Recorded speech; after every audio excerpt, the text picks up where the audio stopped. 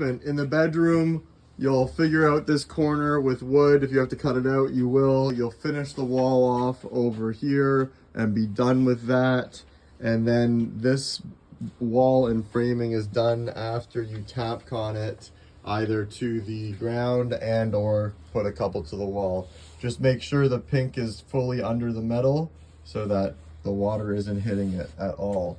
Now over here, this is the same return duct that we were talking about before.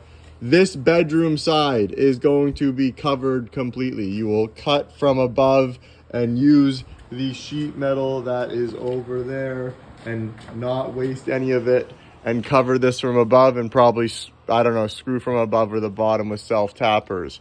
Here you are just gonna make one cut here to make sure all the rust is gone and it is gonna sit open. Whilst on the opposite side, on the first floor, you are going to use probably plywood above there. Plywood above there, 3/4 inch. Now, looking at the holes that we have, I would really like you to get up on a ladder and just like check and see what we have or what we don't have in terms of holes.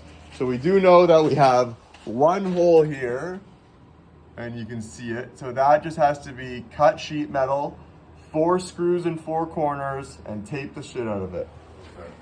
The other holes that we have, I know of, this terrible one, it's small, I put green tape on it, and that has to be sealed up as well.